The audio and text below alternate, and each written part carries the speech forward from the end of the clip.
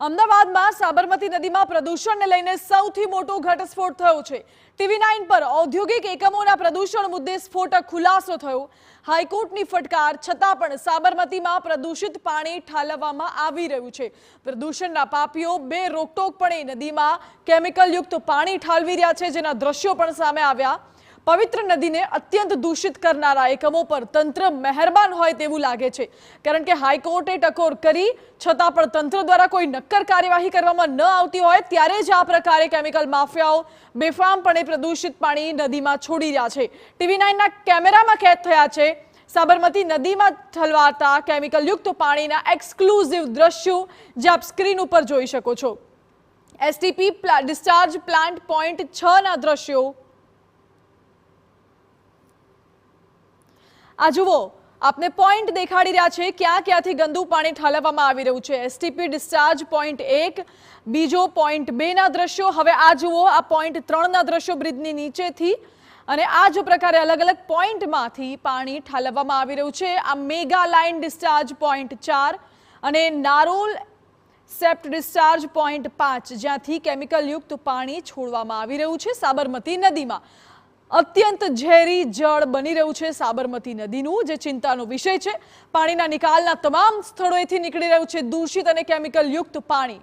સાબરમતી નદીમાં વહી રહ્યું છે કેમિકલયુક્ત પાણીનો ધોધ, અને ફીણ પણ વરી રહ્યા છે તેવા દ્રશ્યો। સાબરમતીમાં પ્રદૂષણ મુદ્દે જીપીસીબીની કામગીરી સામે પણ ગંભીર સવાલો ઉઠી રહ્યા છે। કોમન એફ્લ્યુએન્ટ ટ્રીટમેન્ટ પ્લાન્ટ એટલે CETPમાંથી ટ્રીટ કર્યા વગર પાણી છોડવામાં આવી રહ્યું છે। CEPTમાંથી ટ્રીટ કરાયા બાદ મેગા પાઇપલાઇન થકી પાણી છોડવામાં આવે છે, પરંતુ અત્યારે તો જે દ્રશ્યો જોવા મળી રહ્યા છે તેમાં ચોક્કસપણે દેખાય છે કે કોઈ પણ જાતની ટ્રીટમેન્ટ વગર આ પાણીને સાબરમતી નદીમાં છોડવામાં આવી રહ્યું છે। કોઈ પણ જાતની ચકાસણી વગર નદીમાં ઠલવાઈ રહ્યું છે પ્રદૂષિત પાણી। સાબરમતીમાં પ્રદૂષણને રોકવા એએમસી તંત્ર સંપૂર્ણપણે નિષ્ફળ ગયું હોય તેવું દેખાય છે દ્રશ્યો પરથી।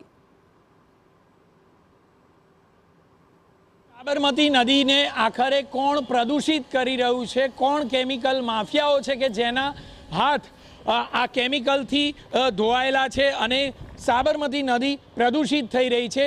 અલગ અલગ એસટીપીના માધ્યમથી કોર્પોરેશન ખુદ આ સાબરમતી નદીને પ્રદૂષિત કરી રહી છે।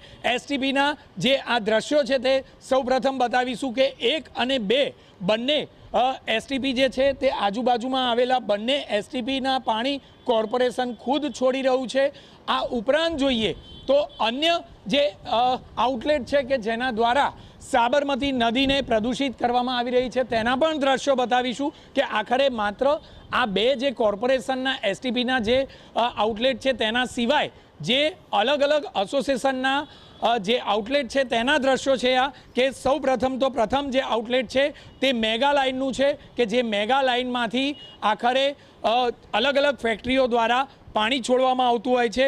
કેમિકલનું પાણી છોડાતું હોય છે, તેને ટ્રીટ કરીને છોડવામાં આવતું હોવાનો તેઓ દાવો કરતા હોય છે, પરંતુ હકીકતમાં તેનો રંગ જ કહી રહ્યો છે કે કોઈપણ પ્રકારે પાણી ટ્રીટ કરવામાં આવતું નથી। વટવા, ઓઢવ, નારોલ, નરોડા, કઠવાડા સહિતના વિસ્તારોમાં જે ઔદ્યોગિક એકમો આવેલા છે તેના પાણી સાબરમતીમાં બેફામ રીતે, બેરોકટોક રીતે છોડવામાં આવી રહ્યા છે, અને આ પાણી આખરે ક્યારે ટ્રીટ કર્યા બાદ ઠલવાશે તે સૌથી મોટો પ્રશ્ન બની રહ્યો છે। સતત વધી રહેલા આ પ્રદૂષણના કારણે હવે સાબરમતી દૂષિત થઈ રહી છે, અને દૂષિતમાં પણ જાણે કે અમદાવાદ શહેરનો અલગ અલગ શહેરમાં જે પ્રકારે ક્રમ આવતો હોય તેમ દૂષિત નદીમાં પણ સાબરમતીનો ક્રમ અગ્રેસર આવી રહ્યો છે, અને આ જ બાબતને ધ્યાન પર રાખી હાઈકોર્ટ હવે મક્કમ છે। કોર્પોરેશન કેટલેક અંશે પોતાની જવાબદારીમાંથી ખો આપી રહ્યું છે। ગુજરાત પોલ્યુશન કંટ્રોલ બોર્ડ અને એએમસી એકબીજા પર આ પ્રકારે દોષનો ટોપલો ઠાલવી રહ્યા છે, અને બંને એકબીજા જવાબદાર હોય તે પ્રકારની વાતો કરી રહ્યા છે। આખરે જવાબદાર કોણ તે સૌથી મોટો પ્રશ્ન થાય છે, કારણ કે અલગ અલગ એસોસિએશનને મેગાના નામે કે પછી CETPના નામે નારોલને અલગ અલગ જવાબદારી સોંપી દેવામાં આવી, પરંતુ માત્ર ને માત્ર આ જવાબદારી અમદાવાદ મ્યુનિસિપલ કોર્પોરેશન અને જીપીસીબી પોતાની જવાબદારીમાંથી છટકવા માટે થઈને આ જવાબદારી સોંપતા હોય તેવું સ્પષ્ટપણે લાગી રહ્યું છે। કેમેરામેન ઇમરાન શેખ સાથે જિગ્નેશ પટેલ, TV9